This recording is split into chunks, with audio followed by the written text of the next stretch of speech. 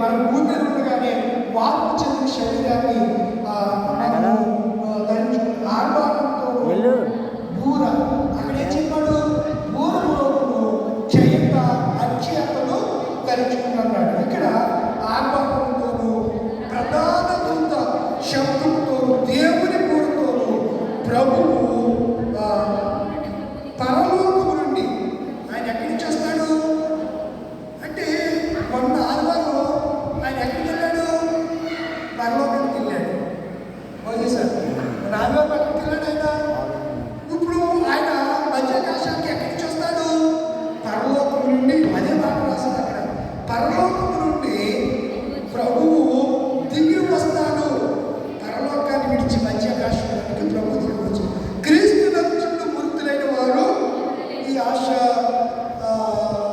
ఏం పేరు శాంతకుమారి గారు, వారు వారి భర్త గారు, వాళ్ళు ప్రభువులకు విశ్వాసం ఉంచకపోతే వారి మధ్యాకాశానికి వారు వస్తారు. ఆ విధంగా మన గురించి మాట్లాడుతారు. సజీవులుగా బ్రతుకున్నటువంటి మనము వారితో కూడా ఏకముగా ప్రభుని ఎదుర్కొంటకు ఆకాశ మండలములకు మేఘముల మీద ఒకటే నక్కేసి ఏముంది అక్కడ? మేఘం మీద. యేసు ప్రభు మన ఆరోగ్యమైనప్పుడు కొండ నుంచి ఎలా వెళ్ళాడు? వారు చూస్తూ ఉండగానే మేఘముల మీద ఆయన పరమునకు ఆరోగ్యమైపోయాడు. ఇక్కడ అదే చెప్తుంది, మేఘముల మీద అని. అక్కడ చూస్తే మేఘముల యందు, మేఘముల యందు. మీరు గ్రాఫిక్స్లో, మీరు సినిమాలో, సీరియల్లో చూస్తాం. ఆడు యమలోకంలో ఎక్కడో ఉన్నాడు, వాడికి ఎంత ఏమొచ్చేస్తుంది?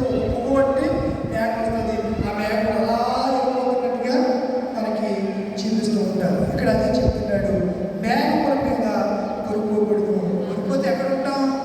కాగా సదాకాలము ఎక్కడుంటాము? నివాసం చెప్పు భూమి మీద నివాసమైన కానీ కూడా అక్కడ ఉంటాం. పరలోకంలో ఉంటాం, ప్రభు దగ్గర ఉంటాం, ప్రభు చెంత ఉంటాం, ప్రభు ముఖదర్శనం చేస్తాం. అది ఎంత పెరుగుతుందండి. అందుకే దేహములను దేవం విడిచాడు. ఎవరికి ఇష్టంగా జీవించాలి? చాలా మంది దేవుడికి ఇష్టంగా బ్రతకట్లేదు, అయిష్టంగా జీవిస్తున్నారు. వాడు అయిష్టంగా జీవించాడు, దేవుడికి కోపం వస్తుంది. ఒకసారి ఎన్ని మార్లు గద్దించిన గద్దెప్పుడు లోపల వాడు వాడు ఎన్నిసార్లు గద్దించిన ఆ ధర్మంతుడు మాటలు తినడం త్రాగడం ఉన్నాడు. అప్పుడు అంటే ఇంకొకరు అన్నారు, ఒరే వెర్రివాడా, నీ ప్రాణాలు అడుగుతున్న దేవుడు చెప్పాడు వాడు, ఒరే వెర్రివాడా, ఈ రాత్రి నీ ప్రాణము, ఈ రాత్రి దేవుడు నీ ప్రాణమడిగితే, ఈ రాత్రి దేవుడు నీ ప్రాణమడిగితే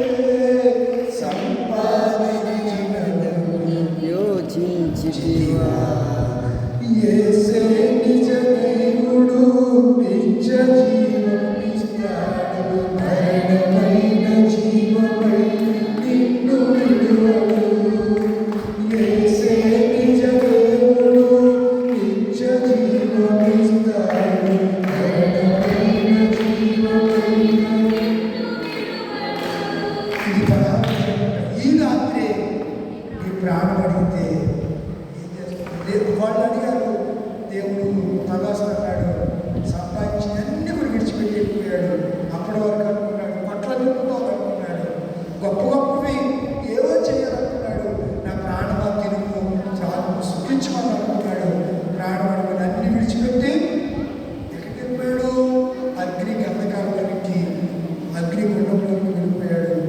అందులోకి వెళ్ళకూడదని దేవుడు మనల్ని క్రీస్తు ద్వారా, క్రీస్తు మరణ పునరుద్ధానం ద్వారా దేవుడు మనల్ని ఏం చేసుకున్నాడు? కాపాడుకున్నాడు, ఏర్పరచుకున్నాడు, రక్షించుకున్నాడు. సిలువ రక్తము చేత మనల్ని పరిశుద్ధపరిచాడు. ఇప్పుడు మనము చనిపోతే ఎక్కడుంటామని నిరీక్షణ మనకి, ఎక్కడుంటామని విశ్వాసం ఉందనగా పరలో నా తండ్రి ఎక్కడున్నాడు, మనం కూడా అక్కడ ఉంటాం. శాంతకుమారి గారు విడిచిపెట్టారు వారి కుటుంబాన్ని. అలా మనం కూడా ఏదో రోజుగా ఎదుగుదల పెడతాం. మరి వెళ్ళే స్థలం నరకం కాకుండా ఏమై ఉండాలి? అందుకే క్రైస్తవ జీవితం కేవలం ఏదో గురించి ఏ స్థలం రోగాలు పోతాయి అయిపోతాయి కదా.